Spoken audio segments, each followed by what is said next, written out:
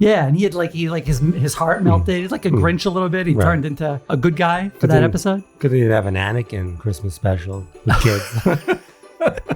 That would have turned out way different. Anakin, where are the kids? Why are there a collection of hands in this bag? Oh, Anakin. It zooms in on his face. Jingle bells, jingle all the way.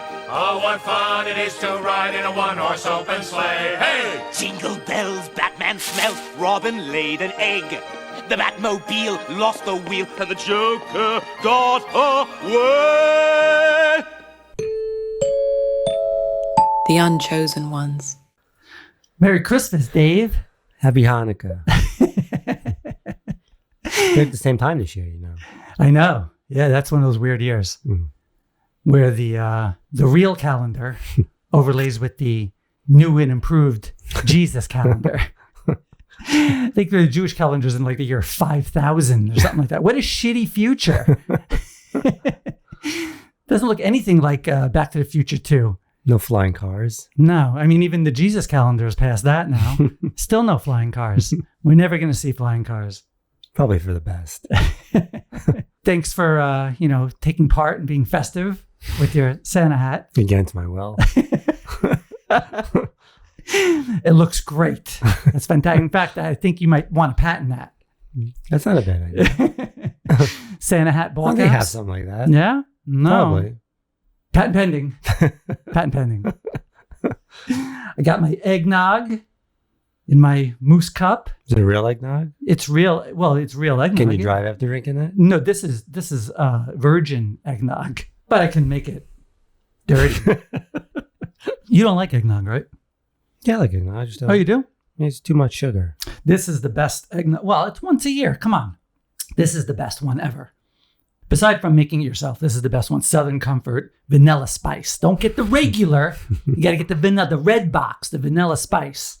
The black box is okay, but the vanilla spice. What's the black box? Just regular eggnog. Oh, that's... This is vanilla spice. The regular is the real eggnog. Yeah, but this is better. That's not canon eggnog. Eggnog not canon. There's no spice in eggnog.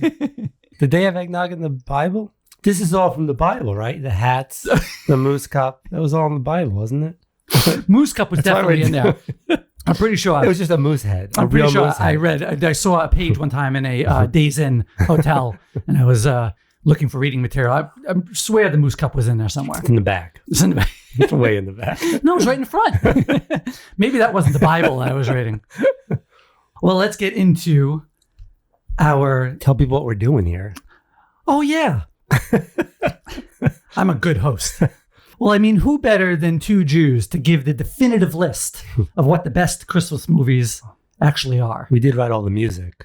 But who wrote all the music? All the big Christmas songs are all written by Jews. What, really? Yeah, all of them. What do you mean all of them? You want me to list them? Yeah, what's the list? A number: chestnuts roasting on an open fire, Mel Torme. Oh, yeah, Mel Torme. Let It Snow, Jewel Stein, Sammy Kahn. Wow.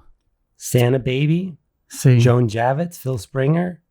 It's the Most Wonderful Time of the Year, Silver Bells, White Christmas. I mean, all of them. No Jews, no Christmas. That's basically it. Especially with the guy. The main guy. The main guy was. You're welcome, Christians. You're very welcome. Welcome. You're welcome for us passing on the Messiah. Guy kind of went a different direction. It's like, yeah, screw you guys. I'm going to start my own thing. So beside full-length movies, specials are also really a big part of Christmas every year, too. I remember when we were kids, that He-Man and She-Ra Christmas special. Remember that? That was like life-changing a little bit when you were a kid. Seeing Skeletor become good. Remember, he had to help the kids. Yeah. The Earthlings came. Yeah, and he had his heart melted. He's like a Grinch a little bit. He turned into a good guy for that episode. Could he have an Anakin Christmas special with kids? That would have turned out way different. Good thing Anakin wasn't around during the original Star Wars Christmas special. Much different special. Different Secret Santa. I think that would have had to have been on HBO. Anakin, where are the kids? Why are there a collection of hands in this bag? Oh, Anakin. Right? It zooms in on his face. Another good one recently was the Guardians Christmas special. Did you see that? That's my favorite. That's great. Not recently. It's very recent. Yeah. And the music in that was really good too. Yeah. Excellent. Really good job James Gunn did with that. How he kind of mimicked, even the look of it looked not as cinematic. Yeah. You know, it was purposefully, they made it look more like sitcom-y. They shot it at a higher frame rate. So it looked more like the Star Wars Christmas special. And even the titles were very kind of budget looking, you know? It was really well done. Drax and Mantis, just hilarious combo. That was great. And then Kevin Bacon. And then, of course, there were all the animated ones when we were kids. The the Grinch, Charlie Brown, Frosty, the claymation Rudolph ones. Yeah, remember those? Yeah, that was actually the hand. That was back when they had to do it. Take a picture, move it a little bit. Take a picture, move it. Can you imagine that? No. You think one guy just loses it one day, just throws the. You have patience for that shit. Holy crap! That stop motion. That was just insane how they did that. If you go back and look, you should appreciate. If you go back and watch that now, the appreciation for that is just incredible. With what they can do with computers now, they do that in a day. That whole special. That's like what they did with the flip book animation. They used to draw. You had to draw. Yeah, every cell had to be made. Yeah, no computers to regenerate. I mean, if it were up to me, that would just never get made. It's a good thing. 2 pictures again. Another good instance of why you're not in charge. They almost asked me to be in charge of all of that. I turned it down. They were getting down on the list like, oh no, we might have to let Dave run everything. No one was home. So then before we get into the top 10 list, we have some notable mentions that I want to go over. This one is actually hard to find. Like you can't even find it on streaming that much. I don't see it anywhere. The original Santa Claus the movie. You remember that with Dudley Moore? I remember the sandwich in that for some reason. The kid eating the sandwich. Well, he was eating McDonald's. Oh no! When the little girl gave him the sandwich and the food. That's like a core memory. Right. For me. I don't know why. Are you hungry or? I don't know. But it is when she brought out the food to him. Right. But it's something about the sandwich way she prepared it. Yeah, him holding the sandwich, like it looked fake, maybe or something. I don't know. Yeah, it's like something. I do remember that scene. It's seared into my head for some reason. Right. That was a really good movie, actually. Santa Claus. We had Dudley Moore, John Lithgow was the bad guy. The kids were pretty good. When you were a kid, that take on Santa you probably hadn't really seen yet. You see like the real guy. Right. Who he just made like little wood toys, and then he passes that, and then he dies, and then he comes back as he's got magic powers, right? So that was really cool to see that version of the origin of Santa when you were a kid like that. That was probably the first time I saw his origin story. Thank God Zack Snyder never did a Santa Claus movie. Oh, no. Well, good thing that doesn't count. This doesn't count. Special. So you can say it all you want, right? Get it out now. On the special, you could say as many Snyders as you want. Regular shows only. Don't count. Right? No chalkboard behind you today. More notable mentions, recent ones like the Christmas Chronicles. That was pretty good on Netflix. See that with Kurt Russell? That. Oh, you got to watch that. There's actually 2 of them. Kurt Russell, really, really cool. He's like more of a cool Santa. So like Escape from New York? You should combine with that. Santa Claus? Escape from the North Pole? I'd watch that. That'd be good. What was his name? Snake Plissken? Something like that. Snake Plissken? Yeah. They should definitely merge those 2 movies. Another new one is Spirited on Apple. Did you see that? I didn't see that. You didn't see that one? No. It's like kind of a musical almost, which I know you hate. That was really funny though, because those 2 guys together. Of course, Muppet Christmas Carol. That's a classic. You have to mention that one. You kind of like as you get older, the Muppets lose a little bit, but but it's still classic. If you go, my favorite Muppet though of all time is still Muppets Take Manhattan. That's still my favorite movie. Yeah, that's a good one. Yeah, that had depth. Is that a sequel?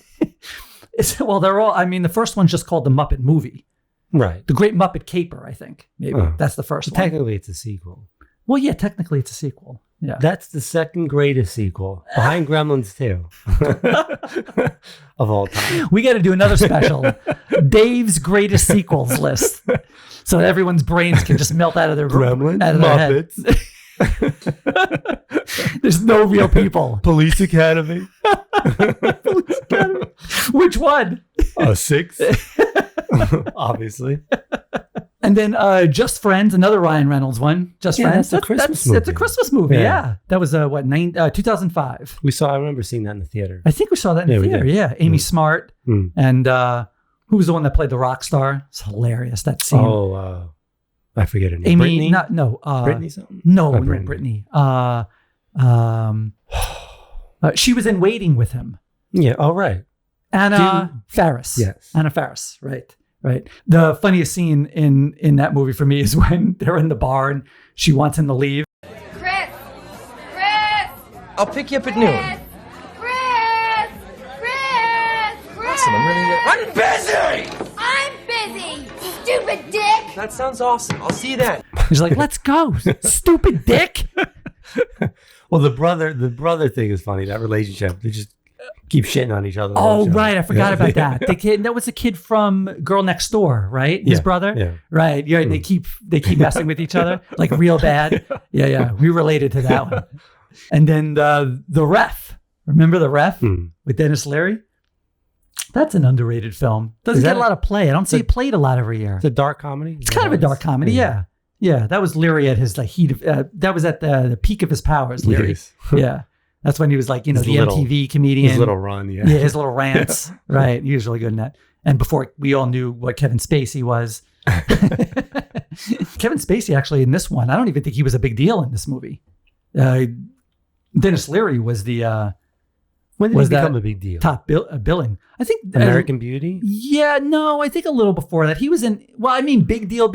Maybe American Beauty. Maybe you're right. Well, he did 7 in 1995. Right. Yeah, but I don't know that. But he wasn't a big deal yet. Yeah. Right. He was still kind of a... household name. He wasn't a household name yet. No. Yeah, not until American Beauty. And he got nominated for the Oscar. And then later he really became a household name.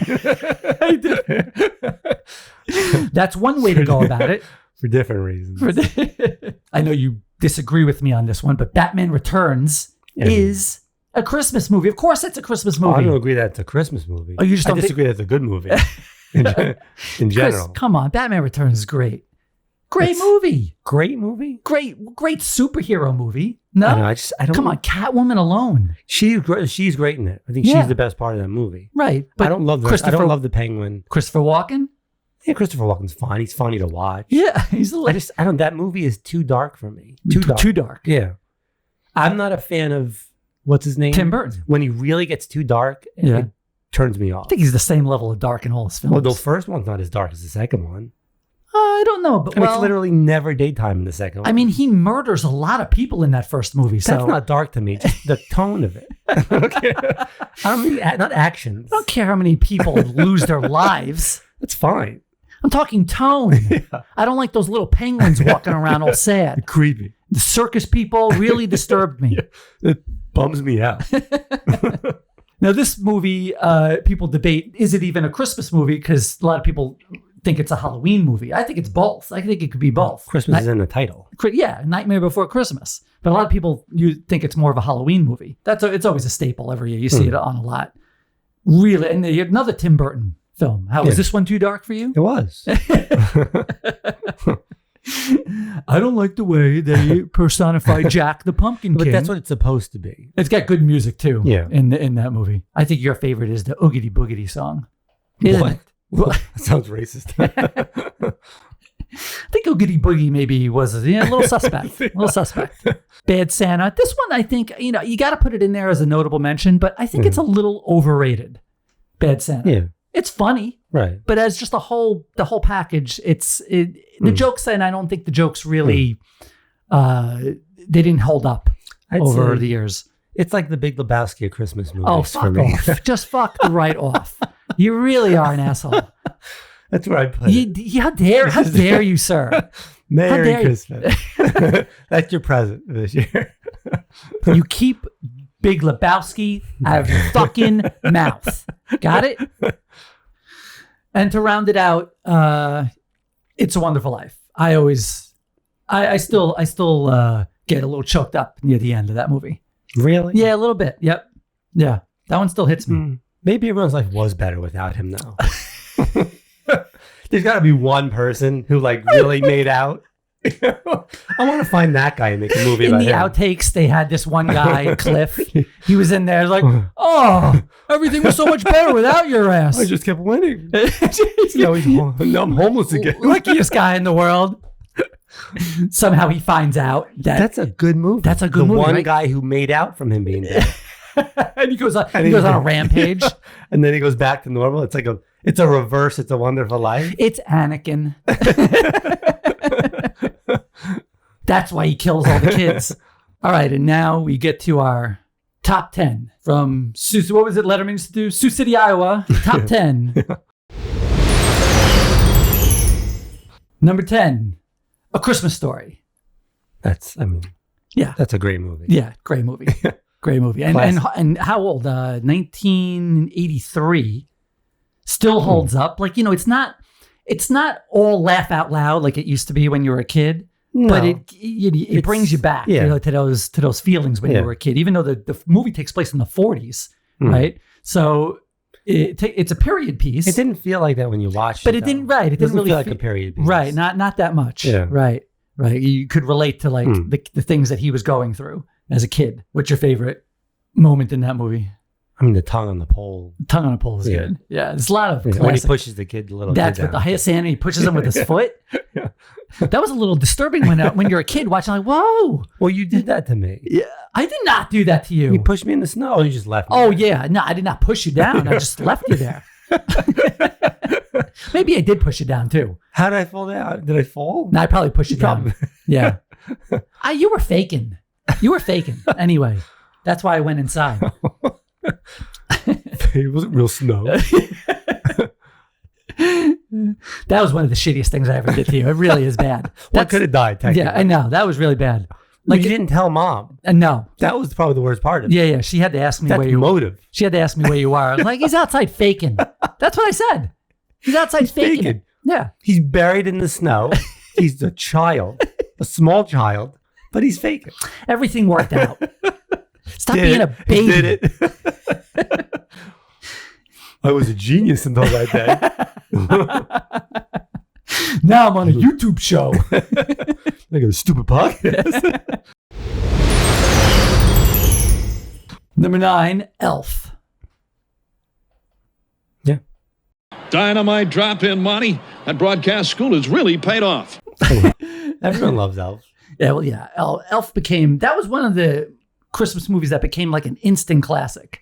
Yeah, that was, and originally that they thought that the script was going to be just horrible. Like even James Caan said, like, what are we doing? Well, maybe without him, it is a horrible movie. On paper, it probably sounds terrible. Right, like a Denzel Washington movie. He can bring it to life, right? Those all sound horrible on paper. That's what we need, a Denzel Washington Christmas movie. Why don't we have that? He goes through the North Pole, taking out elves. Santa on fire. Creasy's had enough. He has to liberate all the elves. He thinks they're all kidnapped. He gets it confused. He thinks that he kidnapped all these kids. I'd rather see him kill the elves. No, he's got to rescue the elves from it'd the be funnier to see evil him Santa and makes them work in his sweatshop. I mean, how funny would it be to go through the shop, like taking the elves out one by one in weird ways? Anakin pops in again. Did someone say kids? Did someone say kill kids? No, Anakin.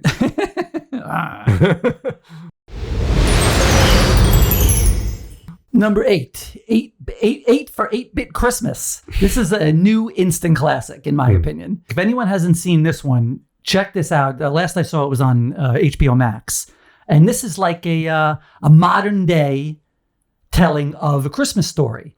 And it even follows suit where the storyteller, who in this case it's Neil Patrick Harris, he tells a story about when he was a kid, but now it's when we were growing up. It's our era with Nintendo, Power Glove, everyone going to that one kid's house that got Nintendo first. That was just that this one hits me even more because this was about our childhood, literally.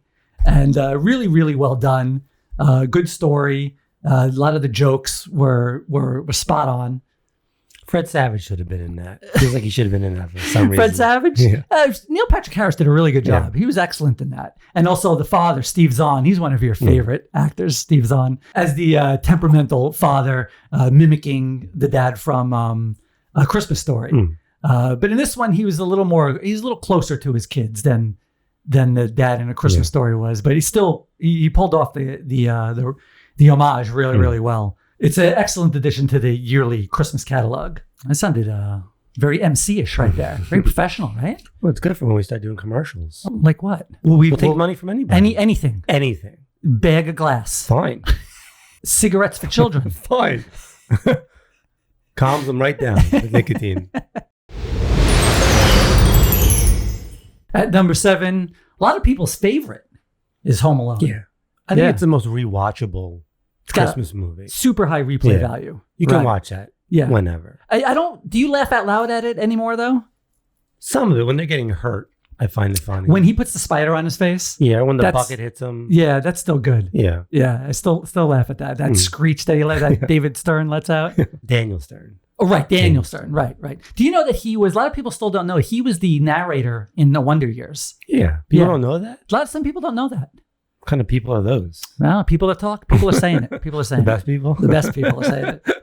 It's still crazy though that Joe Pesci is in that movie with all the stuff that he's done, the heavy hitting characters he played. It's so great. And I love the instead of cursing, he does all that, fresh and rush. It's so great. I would like someone to dub in the cursing. Just have him go off. Is that his most known? I mean, it's a big known role. It's a very well known role. Well, I guess because all his other films are like rated R, right? So if you had to go, what is most known worldwide in a time? At what time? It might be it might be Home Alone 1 and 2, right? Still got to watch it just about every year. I think I catch it at least once a year. Yeah. At 6, the lesser, according to Dave, the lesser of the two Gremlins. But according to Quentin Tarantino, the greatest movie of all time. Really good Christmas movie. A perfect movie. It's right. Apparently it is. Hey, who are we to argue with Quentin Tarantino? I mean, nobody. It is a great. I actually haven't seen it in a little while. I watched it the other night. You did? Again, yeah. Is it still as good? It's great. Yeah. It's an 80s, those 80s movies. It's such a great 80s movie, yeah. You know that courtyard they show in the beginning is Hill Valley? Oh, yeah? Yeah. They probably use that for everything. It's the same set, right. They used it, same thing. When you were a kid, did it scare you? No. No, you were never scared of it? So. I was a little, I watched it and without any problem, but the leader, Spike? Was it Spike or Stripe? Was that in 2? No. The leader had the white stripe on his head. It was called Stripe, right? Yeah, Stripe. And he was a little scary at the end when he's literally trying to murder in the toy store. Yeah, it wasn't something you couldn't watch, though. No, it wasn't that scary, right? Yeah. I don't remember much that I couldn't watch. Like Freddy did me in. Freddy. I was never a Freddy. I didn't really. Yeah, I didn't like. I could easily watch Voorhees, but I couldn't watch the Nightmare on Elm Street movies because it screwed with me when you go to sleep. It was tailor made to fuck with you. Those never bothered me. No, I didn't care for them. No. And they're such idiots in Gremlins. Like it had 3 rules, right? 3 rules. How hard was that to follow? It was broken like immediately. What did he tell me to do again? Don't what? Definitely feed him after midnight. Is that what he said? Don't get him wet. And the minute he gets wet, he doesn't even look concerned. Like, you're not supposed to get him wet. He's like seizing, like bubbling and stuff like that. Yeah, you weren't supposed to get him wet. He just steps on him. Ends it. Credits roll. The Chinese guy had every right to be absolutely pissed. What's he doing selling all that stuff? That did look like a shady shop, didn't it? That looked like a shady shop. Didn't they have to walk down steps? Anytime you have to walk down steps from street level, never a good thing. That was the front of the shop too. Can you imagine the shit he had in the back? A lot of people might disagree with our number 5, but this one still makes me crack the fuck up every time I watch it. The Night Before with Joseph Gordon-Levitt, Seth Rogen, and Captain America. Love the camaraderie between the 3. They have really good chemistry, these 3 guys. And I like the fact that there was a Jewish character in this one, and he was rocking his ugly Hanukkah sweater. Joseph Gordon-Levitt, he's Jewish, right? Sounds like a whiskey. Levitt, Gordon Levitt. I mean, Anthony Mackie is the only one that's actually a true blue Christmas celebrator of the three of them. Who was the cab driver again? It was Zod, right? Yeah. He just so unnerving. That guy. He's a great actor. Yeah. Michael Shannon. That guy. Every time he's on, you don't know what you're gonna get. That's who he really is. Yeah, he's great. Not acting. So funny too. Yeah. Have you ever seen him do improv? And his timing's great. He's an excellent comedian. Yeah, you don't know what you're gonna get. You see him like, okay, are we getting like quasi-normal? Are we getting recluse? Are we getting psychotic? Are we getting like quirky funny? You don't know what he's going to give you. I think that's what people who know him in real life think when they're ever going to go see him. Like, yeah. And just the same tone for everything. Yeah. It doesn't matter. But it's just dry. Like, it's so super dry. Dry humor, dry everything. The way he delivers lines, but he just tweaks it just a little bit, and he go from hilarious to very scary. You're one of the best actors out there. He doesn't get enough credit. Number 4, the best Christmas Carol remake or rendition ever in the history. It's better than the original. This actually is one of, I think, Bill Murray's best movies. You could argue it's his best movie. Nah, you can't. Why not? No, because you got Ghostbusters, dude. You got... but that's not his only probably movie. Better. I don't know. It's probably better than Stripes, even though Stripes is great. Yeah. But it's not better than Ghostbusters. But Ghostbusters is in his movie. I mean, there's a bunch of people. He's the star of that movie. Come on. Really? Bill Murray's not the star of Ghostbusters. I think Slimer's the star of Ghostbusters. No, and you're forgetting Groundhog Day. Groundhog Day is good. Yeah, no, come on. But it's up there. I mean, Garfield. Garfield 2. The lawyer in Wild Things. Kingpin. I watched Wild Things for the Bill Murray lawyer. You're watching it for the wrong reason. What? Is there anything else in that movie? You should keep watching. No, I always stop right at the court scene. I was like, I got enough of my Murray fix. I'm out. Was there maybe keep going. Oh, check it out. Number 3, people are going to be upset with. A lot of people like this as their number 1. Die Hard. Yeah. Is a Christmas movie. I don't care what Bruce Willis said at a roast. Die Hard is not a Christmas movie. What does he know? Yeah, right. He was only in it. We make the decision. Right. It's up to us. It's out in the ether, and now it's ours. We say it's a Christmas movie. Fans get to decide. Right. Fans get to decide. And it is a Christmas movie. I mean, he's going to a Christmas party. It ends with Let It Snow. You know, it's very festive at the end there with all the lights from the police cars and the tragedy and Christmas. Very Christmassy. Plus, you get Alan Rickman's that's his first role. Did you know that? Alan Rickman? That crazy? Yeah. That's his first role. First movie. Right. One of his most iconic villains, too. He could have just retired. He could he just quit right there. I'm glad he didn't. But that's another underappreciated actor who also can do very much like Michael Shannon, can just change his voice a little bit and go from dark to humor very quickly. Like Liam Neeson can do that too. Yes, right. Yeah. He can do that, right. As you can see, I was invited to the party. Yours must have got lost in the mail. Good thing you didn't go. Missed. I was just about to. My plane was delayed. I think this is also where Reginald... What's his full name? Reginald... It's like 18 names. Thomas Jr. something. He's got a whole bunch of names. But this was where the whole cop thing, I think, started from here. And then he was in Ghostbusters. No, Ghostbusters was first. Wasn't he the prison guard in Ghostbusters? I think so. Yeah, he was. Ghostbusters first was 1984, right? That's where he plays the prison guard. Then he is in Die Hard, plays the cop there. And then I think he gets Family Matters. There's a Family Matters theory. That's the same character. Through Family Matters, through Die Hard? Yeah. Twinkies in all the movies. Oh, okay. And he sees the mayor in Ghostbusters. Not the mayor. Egon's talking about the Twinkie. Right. So they say he eats Twinkies in every movie. He's got like an obsession with Twinkies. Yeah. And they say it's the same guy through all the movies. And then he goes crazy after shooting the guy in Die Hard. Oh, okay. And Family Matters is all like in his head. Oh, Yeah. That's pretty funny. So that's just him, like his that's his mind trying to protect himself and create like this alternate reality where everything was fine. Right. That's canon. And of course, now his newest job is an animated principal in Invincible.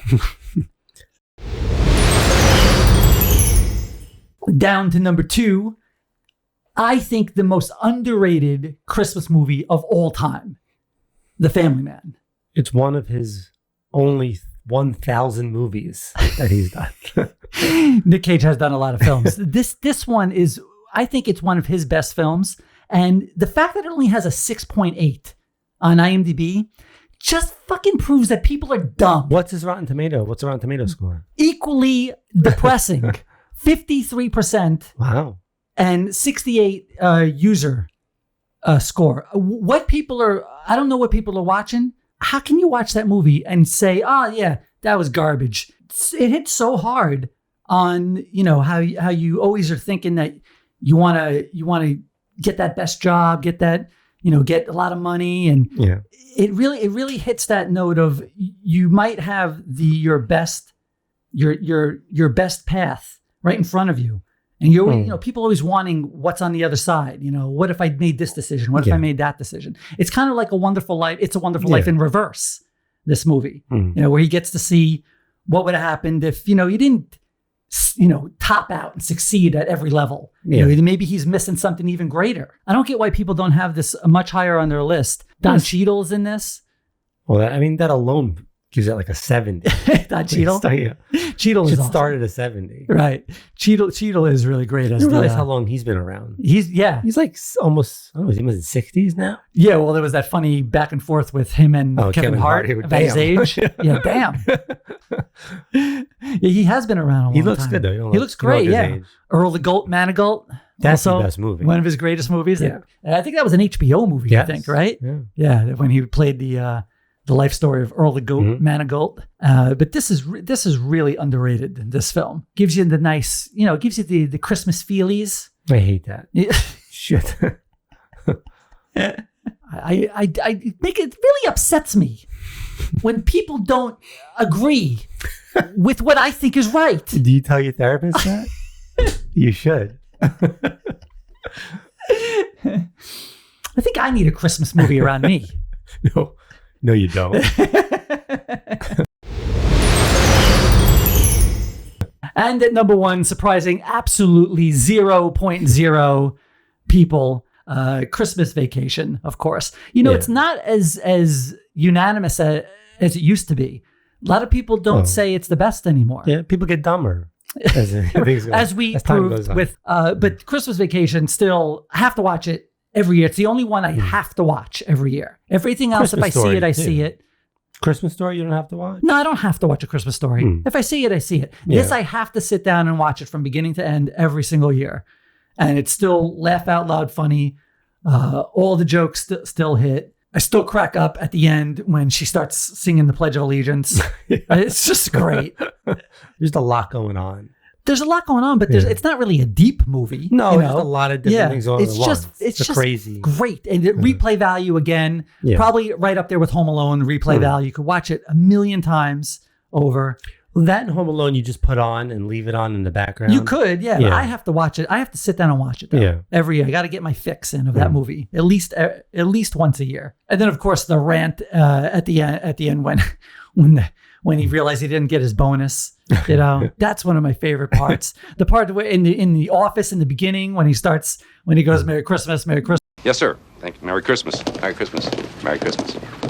Merry Christmas. Kiss my ass. Kiss his ass. Kiss your ass. Happy Hanukkah. That's fantastic. That's one of my favorite parts too. Who directed that movie? There's actually a really funny story behind that. It was supposed to be Chris Columbus. John Hughes wrote it, and he was going to give it to Chris Columbus, but Columbus couldn't work with Chevy Chase. They had like apparently. Well, a lot of people couldn't. Apparently that's a thing with him. Yeah. He's difficult. Bit of a dick. Right. So he had the bolt, and they gave it to this guy Jeremiah Chechik, and then Chris Columbus actually, because of that, got Home Alone because he couldn't deal with Chevy Chase. It's easily the best of that franchise, of those movies. And it had the, you know how the kids change every movie. It had the probably the most famous kids. And the first one had Anthony Michael Hall, who became a big deal in the 80s. But this one had Jonathan Galecki and it had Juliette Lewis. Oh, right. Yeah. Right. They Two both pretty big stars. Yeah, they became pretty big in their own right. And then, of course, I don't know what her name was, but the girl who worked at the department store. Oh. Holy crap. Was it like a supermodel? I don't know. I think she was some kind of supermodel, right? Yeah. She was a looker. Was she, Grandpa? A looker. And of course, Randy Quaid before he went off the deep end. Yeah. He stole the movie. He is great. He's still great at that. Yeah, that character, Eddie. Just a great performance as the foil to Clark. But yeah, that's it. That's our top 10, and that is the top 10. I don't want to hear anything different. That's it. Next week, top 10 Hannukah movies. Number 10, 8 Crazy Nights. Number 9, 8 Crazy Nights. Number 8, 8 Crazy Nights. Number 7, Schindler's List. No. Jesus, that's not a holiday movie. See, you just ruined the Christmas. You ruined the Christmas special. Unbelievable. That was terrible. Which actually is a good segue, because now I just want to bring up what's the absolute worst Christmas movie of all time, and it's got to be poor Michael Keaton's decision to do Jack Frost. Oh, yeah. I mean, how does he read that on paper? Oh yeah, right away. The kid's father dies, right? Great Christmas movie so far. Excellent beginning. Really gives you the warm and feelies there. And then comes back as a haunting snowman. I mean, what in the hell? Look how creepy that thing looks. What year was that? 98. 98. Yeah. And not his best move. I think that was like the downfall until he got back with Birdman. But I think that was like, that was a dark time for Michael Keaton. Yeah, I mean, for a while, until Birdman, he had like dropped off the deep end. I mean, Multiplicity was in there, which was great. Well, that's a great movie. Yeah, Multiplicity was great, but he didn't have a lot going on between Batman Returns and Birdman. It was kind of what's the word I'm saying? It was kind of so over myself. I'm just over myself. So tired. A dearth? Is that a word? Dearth? A dearth? A word? That's a word? A dearth. Sounds like a porn name. His name is Dearth Longwood. Dirth Diggler. No, not dearth. Absence. No. It was Drought. vacant. Drought. It was a drought. Yes, there was a drought there for him. Right. Mr. Mom was before Batman? No, Mr. Mom was one of his first. That's when he was only doing comedies. Yeah, he did Night Shift, Mr. Mom. Yeah, it's got to be the worst. It's got to be the absolute worst Christmas movie. I mean, even just read the synopsis, right? A father who can't keep his promises is killed in a car accident. Merry Christmas. Hey, kids, want to go see a movie? Yay. Yeah. A year later, he returns as a snowman who has a final chance to put things right with his son before he's gone forever. Happy holidays, everyone.